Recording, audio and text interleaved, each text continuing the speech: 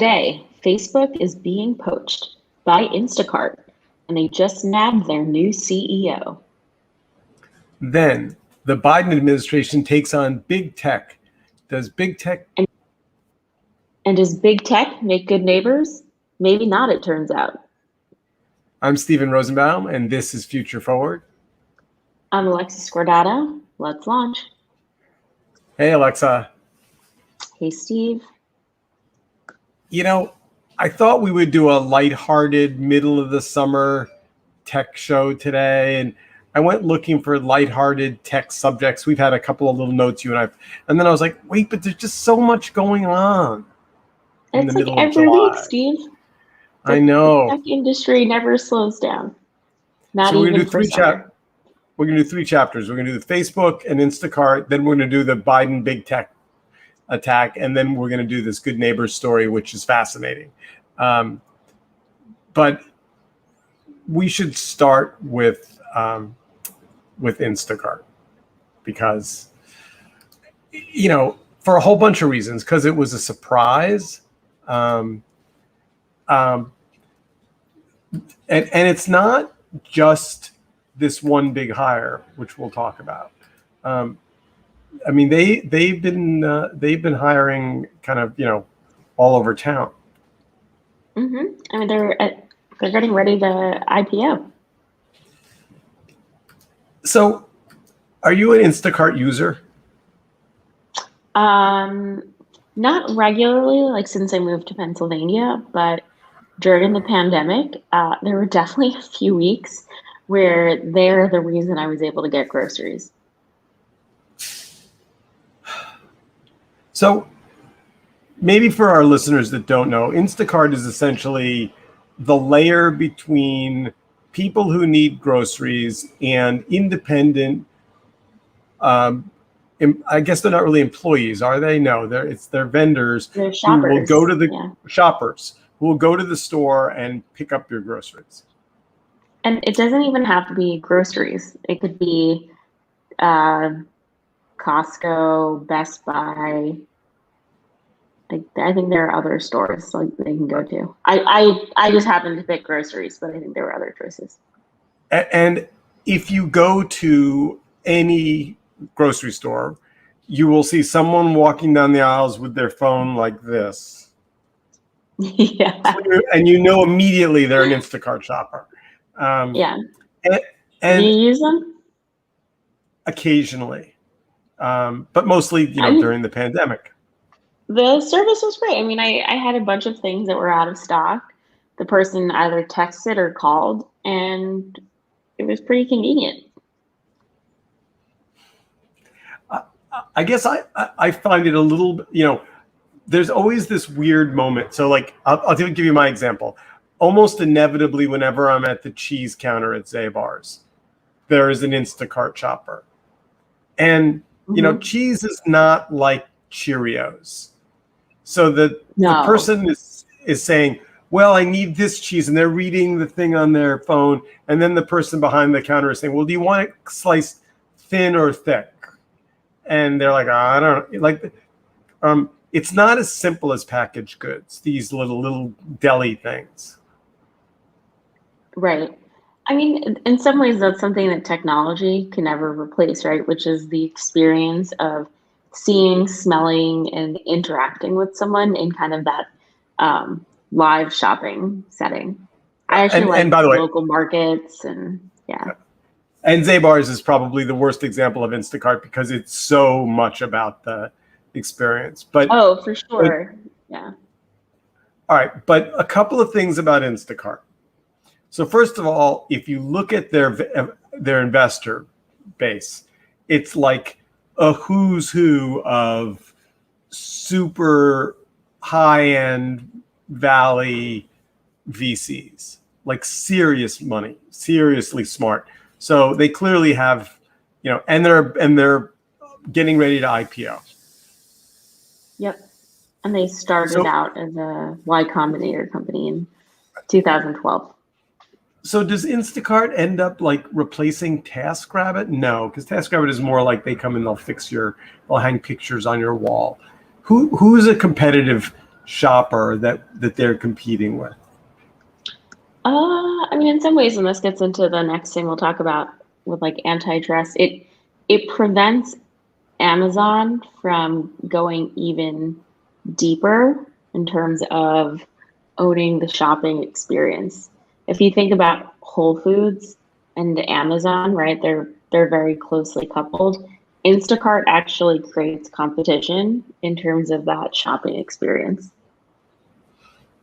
So I guess here's the headline for me. I was fully prepared to ignore Instacart. I thought of it as the thing that was going to pop when when COVID was raging, but then people go back to supermarkets or shopping or whatever, except for the fact that they hired Fiji Simo. And she's amazing. I mean, I knew very little about her until I really dug into these articles. 35-year-old who has been at Facebook for over a decade and was there pre-IPO. So basically saw the company go from like 1,000 employees to 100,000 employees, and has touched almost every major product from mobile to newsfeed to video to groups. Like, it's nuts. Yeah, and is super hands-on. So I know her a little bit. I mean, we met many years ago at a tech conference. We've stayed in touch. We've done projects with Facebook. She's been incredibly helpful. She gets involved. She had something like 800, I don't want to say direct reports, but 800 people on her team. Her title is kind of fuzzy at Facebook. She runs the app. Like, but if you think about what that means, like, isn't the app the product? Right. Yeah. And so there's a couple of questions worth asking here, which is, one, why is she choosing to go to Instacart? And then B, why is she leaving Facebook? And what is that signal to both of those companies? I mean, I think Facebook is doing a lot right now. I think they still can do more, but I can imagine someone who's been there this long who now has a chance to be CEO. It's just like right place, right time. Sometimes when people get named CEO, I think it's like she's a woman, they need a woman CEO, or some like she is so much the right person for this job. Like, she's a fantastic leader. People love working for her. But also, like, if you look back at her resume, all these big structural successful changes that happened at Facebook were under her direct watch. Like, it's not like she was in the room. It's not like, oh yeah, I was in the room when they moved to video. She led that charge. Right. Having said that,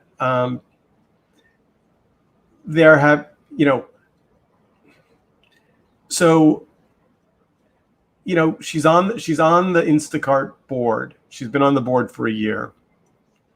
She's gotten to know the company. They've gotten to know her. The information is reporting that Instacart has hired 50 Facebook engineers in the last 6 months. Wow. So, maybe they're so damn big that Mark doesn't give a shit. But it does feel like she was inside the company, sitting on the board of Instacart and going, we'll take him and we'll take him. And like, she knows and the engine, by the way, she runs engineering. So like, she's real. I mean, it's so interesting to me how that works. Like how the poaching kind of can get not cleared, but like you sort of sign like non-poach paperwork when you join companies. Like when you leave, you sort of say, I'm not going to try to hire people away. But it's really hard to prove, right? Well, yes and no. I mean, this would seem fairly provable. This might be the textbook definition of poaching. But I also think, here's the other thing.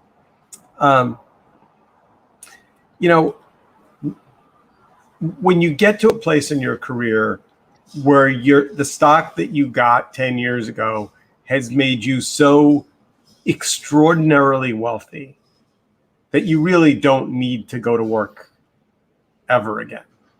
Like, then the question is, what's the thing that makes you get out of bed in the morning and go, wow, this is a really interesting problem?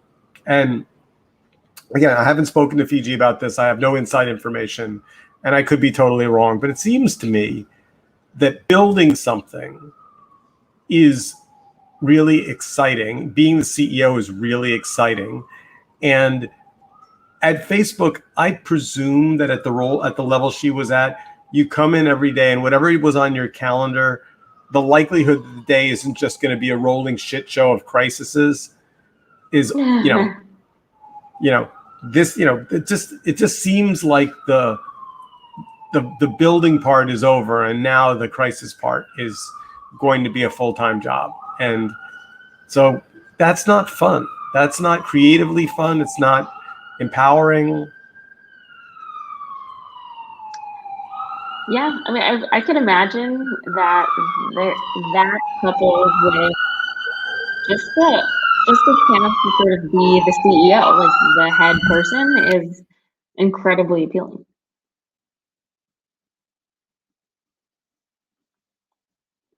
Do you think that Fiji and Mark had a conversation about? I'm sure. I mean, that's about she's like such a key player.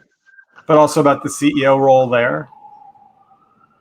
Oh, I mean, that was just a job that she's never going to get at Facebook. Oh, ouch. Why would you say that? Because I don't think Mark will ever relinquish that. How old is Mark? I think Mark's probably 37, 38. Okay, that's crazy. Yeah, and I'm serious. And like Mark could have made this move a long time ago with Sheryl Sandberg or probably a number of other people. And he's, I think, only really continued to dig his heels in and really say that he's the person in control. He restructured Facebook's board. Like he wants Facebook to be his life's work. And he's been really clear about that. So funny you should mention Sheryl. So there's this new book coming out. Comes out on Tuesday, The Ugly Truth. I think the fact that they put Ugly Truth on the cover with his picture of Mark is an element of. I don't think having the word ugly over your face is ever a nice. Like, that's not the book you're going to show your kids about what daddy does. I haven't read the book yet, but I have read the reviews and the excerpt that was in the Times. It's pretty brutal. It's pretty,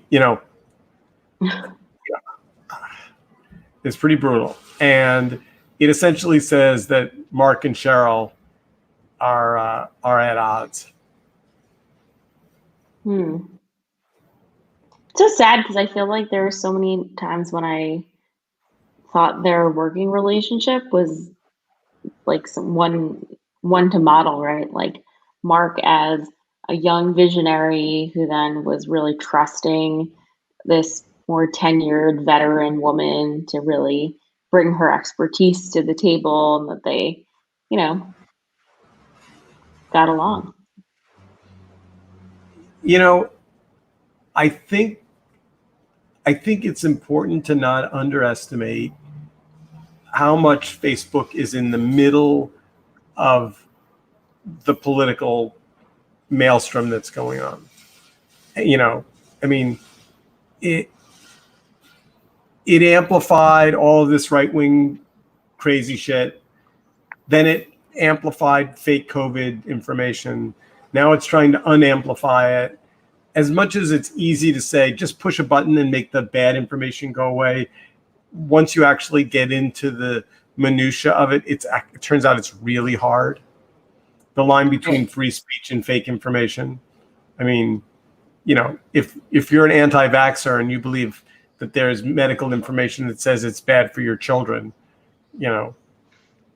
I think I may have said this on the pod before, but my least favorite phrase of this whole chapter is when people say to you with a finger wag, do your own research. Do your own research. Because it's code for go on Google and type in what you want to get the answer to, and then look until you find some piece of research that ratifies your bizarro, fictitious, inaccurate information. Say, see, I saw it. It was on, Beltwire, or it was on, I saw it on the internet. It's like, that's not research. So my question is, does the Fiji moment in time tied with the book reflect kind of does it get harder and harder to keep extraordinary talent at the company? I'm sure it does, but it's incredible because I actually know some people who are actually going to switch teams and join Facebook now. And maybe a few weeks ago, I would have said, I would have been more binary about this and said, oh yeah, this is it. This is like the decline. But in some ways, it's like New York City. It's like people saying, oh, this is it. Cities are dead. And it's just like, yeah, there are going to be some people who leave and they stay in their country homes and they don't come back. But there are also just as many people who are like eager to come in or return. I had a friend who went to Facebook. I had a friend who went to Facebook 7 months ago. Lasted about 6 weeks. 6 weeks? Yeah. Oh my gosh. Did not like working there.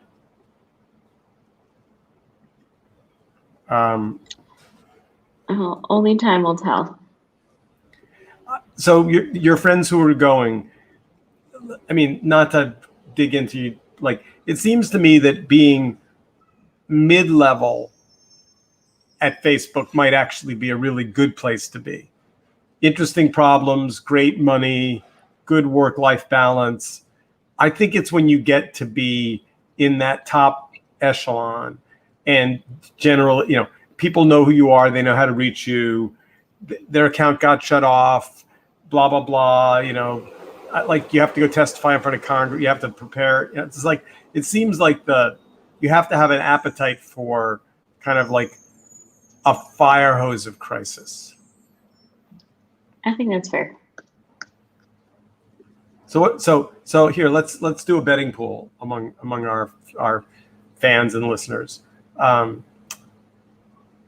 How long is Cheryl? What's the over under on Cheryl?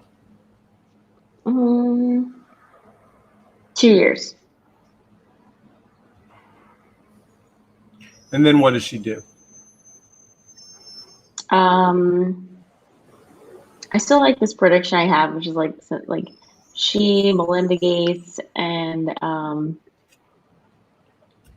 what's the other one? Bezos' wife. Yeah. Yeah, like they could form some ridiculous like venture squad. By the way, I don't think that's a bad prediction. Did you make that up or did you read it somewhere? No, I made that up. I just thought it would be cool. All right, I think that's a great idea. I also wonder if Cheryl, like now that all of her pals are back in Washington, I mean, maybe because of her work at Facebook, she's unemployable as a political operative, maybe. I don't know. Candidate. I mean, could she run for something? No, maybe not. And I don't know I don't think this administration, but maybe it's like the local level. Like, think about Sheryl Sandberg as like the mayor of San Francisco. What about a CEO? What would she be? What would we make her CEO of?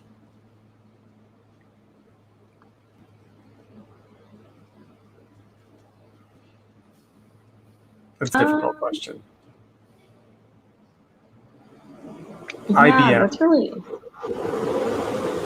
You know, this sounds really weird, but it's like she could totally be the CEO of Discord and sell it to Microsoft. Yeah, no, that's not crazy. All right, so on to our next story. Let's talk about the perfect transition. Let's talk about the Biden dropped on Friday, this massive executive order. Buried in it were all kinds of interesting little swizzles. Yeah, I mean he's he's looking to create competition in big tech in a big way, which I'd say is probably a good thing. So I wondered immediately, is it bad news for M&A though?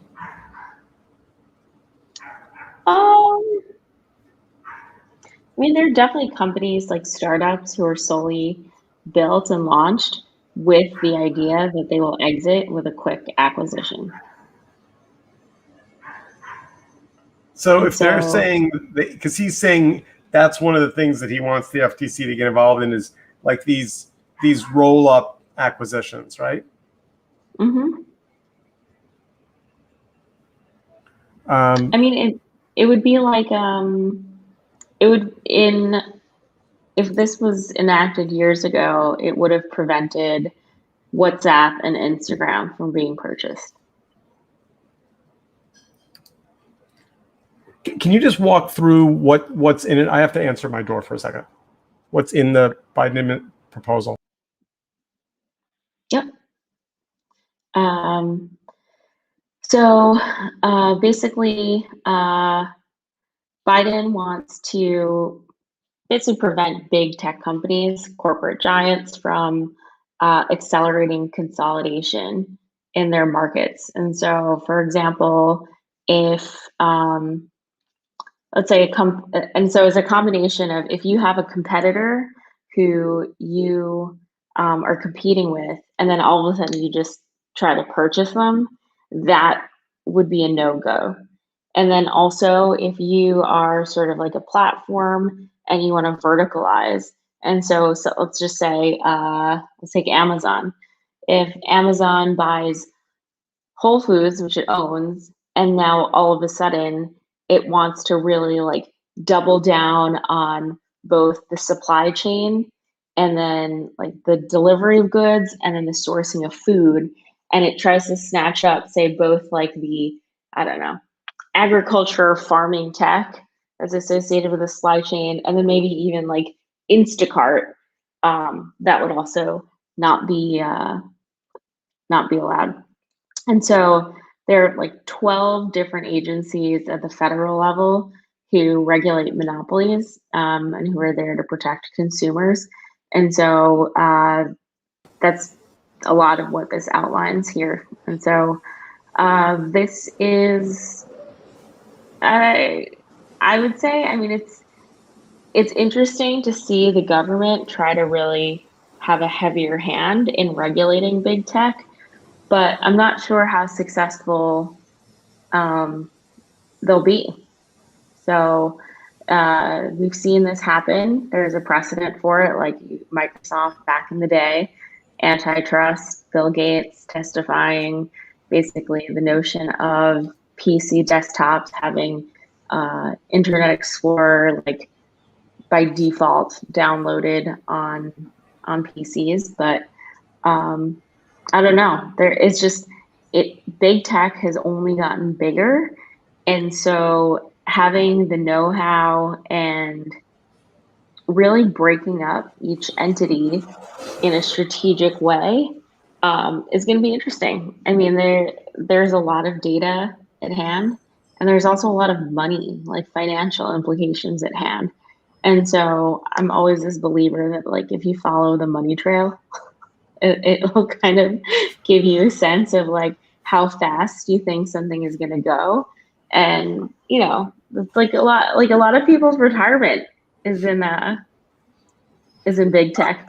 There's also a lot of just relationships, right? So like the Justice Department can crunch along and file, and then the I mean, the all the big lobbyists from the West Coast can fly in or be in Washington, and they can literally just slow roll everything. I mean, there's not going to be any. I don't sense there's going to be any dramatic changes soon. But it is why things end up IPOing rather than getting acquired, right? Because that's a good exit, and you can't really get in the way of an IPO from the federal level. Yeah, it's interesting, right? Because when you look at, say, measures to safeguard consumers against surveillance and data, there's a part of me that's what Tim Cook did with Apple and sort of forcing app developers to explicitly ask app users if they wanted to opt in to their data being shared. That actually feels more systemically impactful than potential government efforts. Yeah, I mean, interestingly enough, whenever they talk about disintermediating big tech, Apple doesn't come up. Right. I'm meanwhile, they just did something so huge that yeah, exactly. It's so disruptive. Right. Yeah. So buried in the Biden executive order was this right to repair. Yeah, I'm not sure if I really understood that part.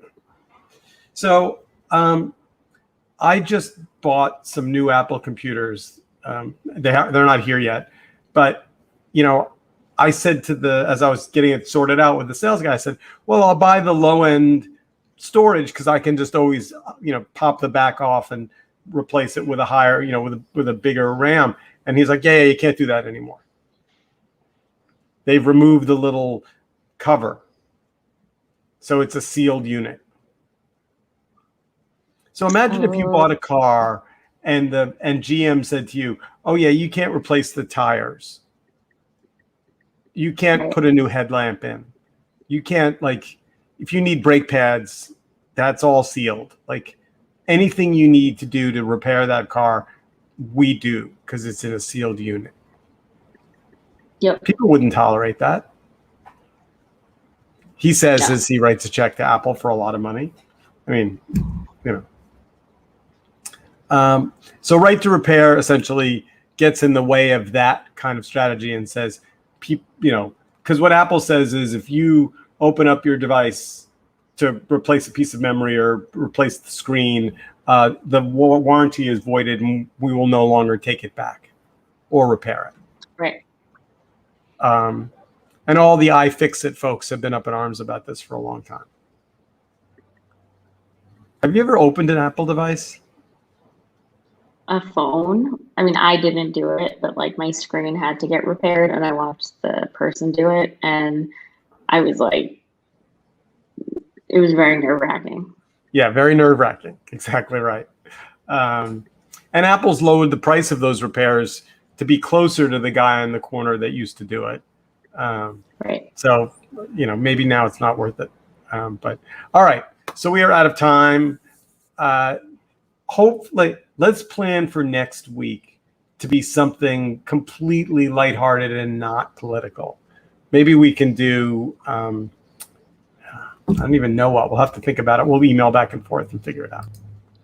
We can talk about maybe movies, or movies back. Ooh, Kara Swisher just wrote a super harsh, the death of movie theaters thing in the Times. All right, we are out of time. See ya. All right, see you next week.